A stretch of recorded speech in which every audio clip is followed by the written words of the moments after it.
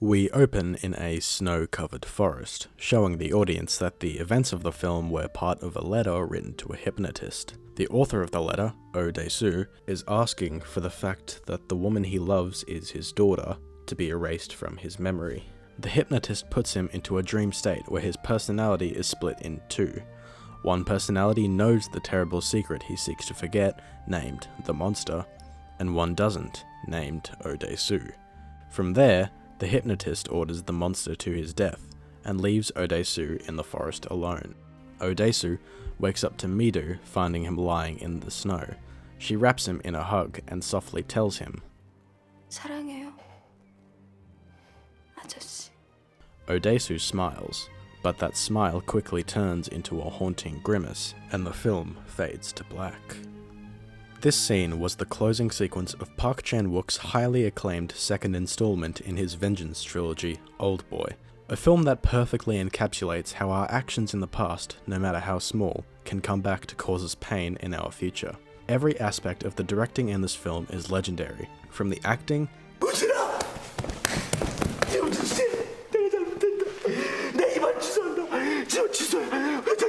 to the camera work, to the music.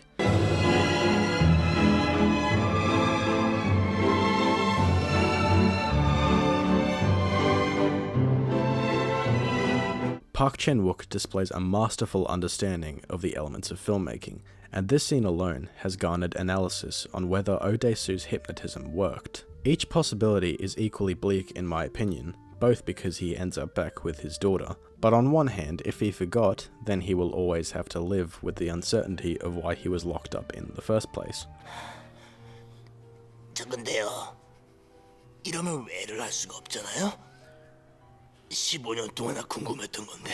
However, if he didn't forget, then I need not explain why it's so bleak.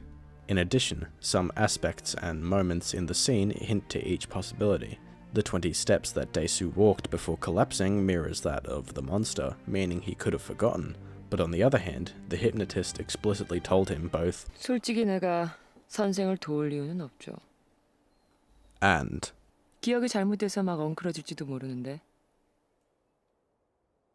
괜찮겠어요?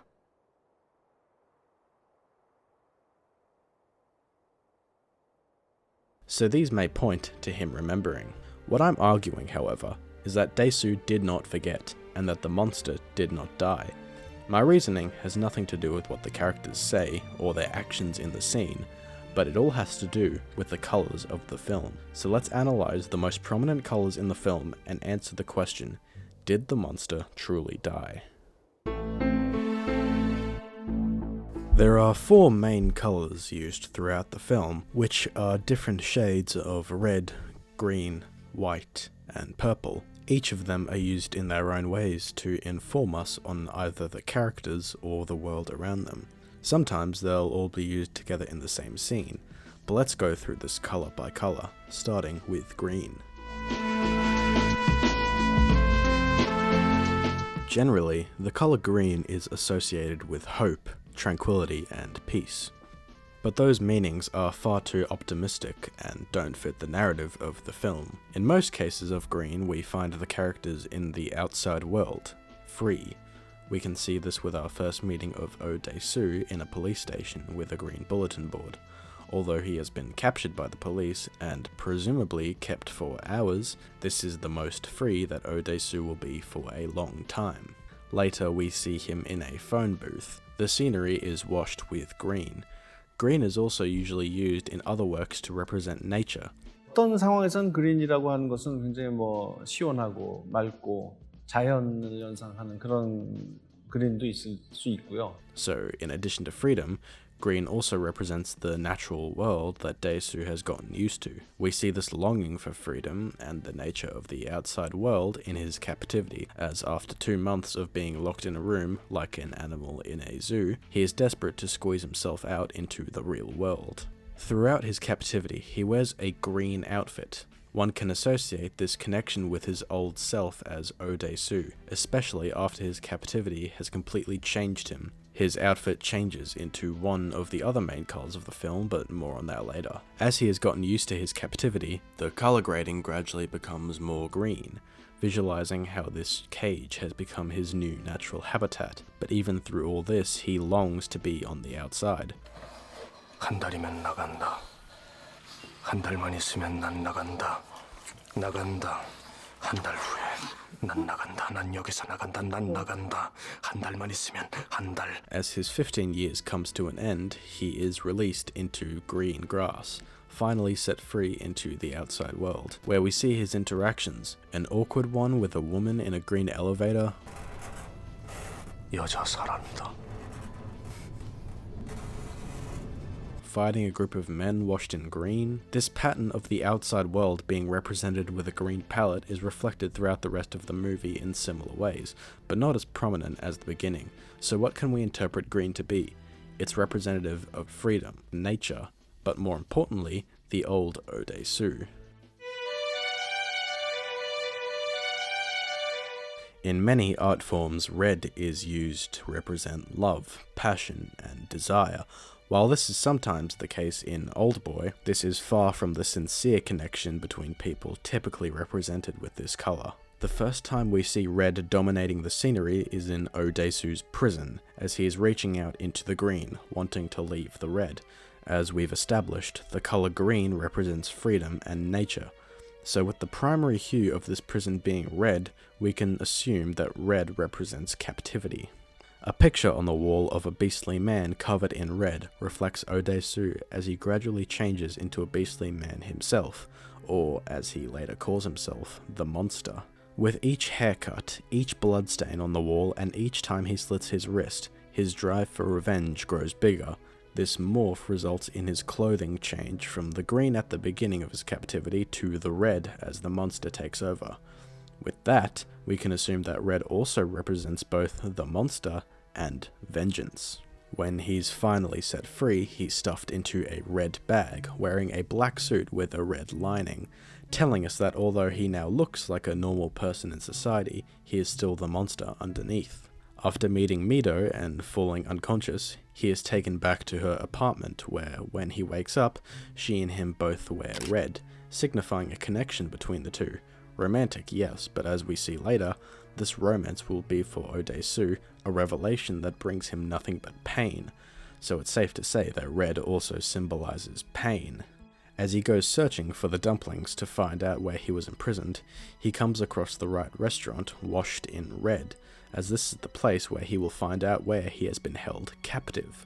After fighting his way through the prison guards and finding what he needs, he emerges covered in blood, where he exclaims, 난 이제 괴물이 돼버렸다. The red signifies his complete shift. As we see Lee Woo-jin, the man responsible for Dae-soo's imprisonment, he wears a red shirt. We later learn that this entire thing was part of Woo-jin's plot for revenge, so this corroborates our linking of this colour to the concept of vengeance, and like Odesu, it implies that Woo-jin too has become a monster. After going on the run, Dae-soo and Mido have sex in a red hotel room. Again, in most films, this choice of colour emphasises the love between the two, and at first it has the same effect on the audience. But as we'll see later, this colour represents the most painful moment of their lives, and the memory that Odesu wants to forget. From here, the colour red is largely absent from the foreground, aside from when Dae-soo brings Mido to Mr. Park's new prison. Unbeknownst to Dae-soo, he puts her into captivity for Woo-jin to enact his revenge later. 왜 거기 숨겼어요? 손을 잘랐으니까 그 사람이 날 미워할 거라고 생각한 거죠? 그게 함정일 거란 생각은 못 해봤어요? After Dae-soo figures out the reason for his imprisonment, he puts on a red shirt, fully embracing the monster as he goes to enact his vengeance. After Dae-soo finally finds out the truth, he tries to kill Woo-jin but ends up brutally beaten himself. Covered in blood, he begs Woo-jin that Mido doesn't go through with the pain of knowing the truth. Woo-jin retreats into an elevator with a red door, where the pain of his sister's death comes back to haunt him and he shoots himself. So to summarize, red is used throughout the film as a representation of captivity, pain, vengeance, and more importantly, the monster. White is traditionally used as the color of innocence. We see this from the opening scene where Odesu dangles a man carrying a white puppy over the edge of a building, who we later find out jumps, killing the puppy with him.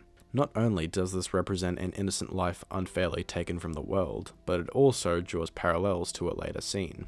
The next time we see the old Odesu, he is wearing a white shirt, and even puts on white angel wings that he had got as a gift for his daughter. In fact, every time we see the old Odesu, he is wearing white, and since we know he is far from an innocent man, it is reasonable to assume that white also represents the old Odesu.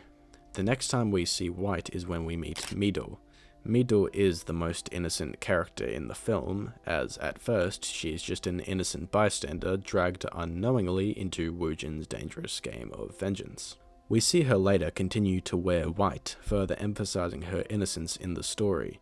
Even as Dae-soo grows suspicious of her and tries to interrogate her, her white clothes subconsciously tell us she is purely innocent in the story. After Dae-soo and Mido's sexual encounter, he wears a white shirt under his suit, as if symbolically stating that Mido's love has made Dae-soo somewhat return to the old Odesu. However, in the final act, when Lee Woo-jin tells Odesu the truth, he is wearing a white shirt, as opposed to the red he wore before. This is because, although Lee Woo-jin acknowledges he has been drastically changed and still affected by the pain of losing his sister, as he is enacting the final stages of his vengeance, he sees himself as an innocent man. We see this insistence of his innocence both when he kills Dae-soo's friend, 당신이 도청장 치를 다 없애버려가지고 여기까지 왔잖아요. 응? 엿들으려고요. 그러니까 노주환 씨는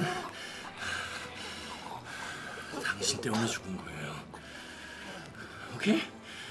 and when he explains his sister's fate.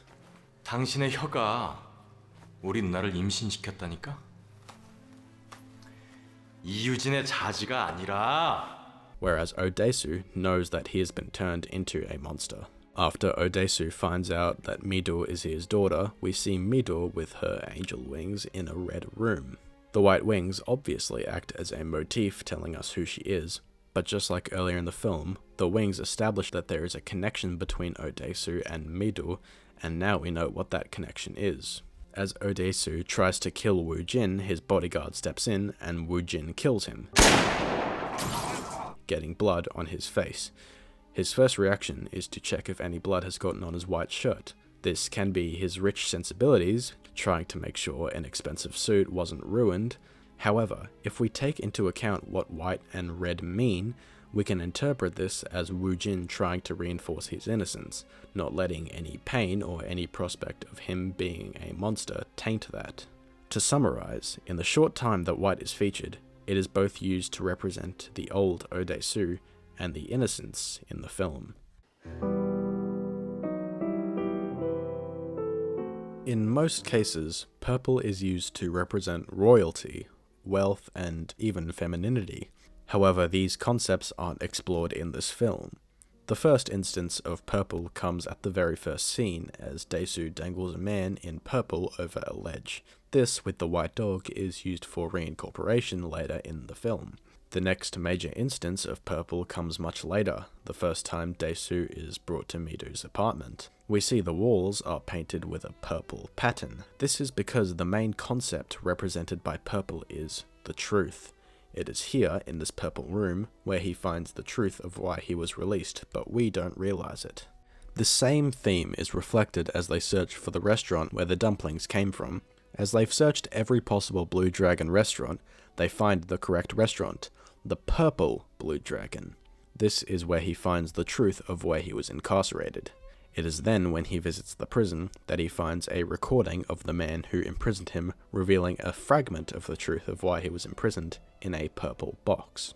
And again, we find this motif of purple representing truth in Dae-soo's first interaction with Woo-jin. Woo-jin gives him a purple handkerchief and reveals himself to be the man behind all of this. Even further, as he searches for information on Woo-jin, He finds both information on him in a purple yearbook and finds a purple envelope left for him, telling him to go to a hairdresser. As we flash back to Woojin and his sister Soo-ah having sex, we find out what Dae-soo believes is the truth of why he was imprisoned, and it's presented in a purple hue. And the view through the glass mirrors the pattern on the purple boxes, handkerchief, and envelopes given to Dae-soo. And then the biggest factors.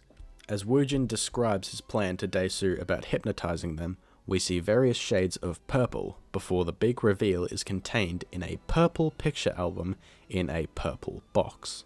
After Dae-soo cuts his tongue out, Woojin stuffs a purple handkerchief in his mouth, literally shoving the truth down his throat. And finally, after everything, we are given a flashback to the moment that set Woojin on his path, the death of his sister.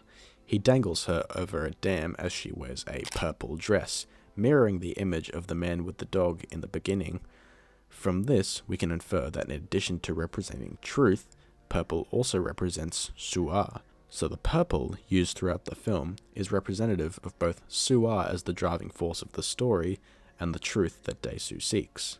So now that we have the full context for the meanings that these colors represent, we can figure out the ending. When Oh Dae-soo slips into his hypnotism, he is split into two personalities, and it's implied that the man walking off and dying is the monster, whereas the man watching is Oh Dae-soo. However, if we remember the context of the colors, the man walking off is surrounded by white and green, innocence and freedom, the colors of the old Oh Dae-soo, and the man watching is in purple, the color of truth. This means that the man walking away must be Oh Dae-soo, the man who doesn't know, and the man watching is in fact the monster, the man who does. So as Dae-soo wakes up in the white snow, we think that he is now free from the burden of truth and pain. He is now innocent. But then Mi-do arrives in her red clothing and wraps herself around him. The final shot of the film is of Oh Dae-soo's smile turning into a pained grimace, as he is wrapped in red, the color of pain and of course the monster, meaning the hypnotism didn't work, and he's forced to live the rest of his life knowing that Mi-do is his daughter. After Dae-soo's fight at Mr. Park's prison, he says to himself, 이 복수가 끝나고 나면 오대수로 돌아갈 수 있을까? Clearly he tried to seek a way to return to who he was, and it clearly failed. Perhaps the hypnotism was botched, perhaps she deliberately hypnotized him incorrectly, or perhaps she was never really there. But either way, any remaining trace of the old Oh Dae-soo died at that moment, leaving a broken shell that we know as the monster. So to sum up, Park Chan-wook's masterful manipulation of color makes the ending of the film a lot less ambiguous. Did the monster truly die? The colors tell us he didn't.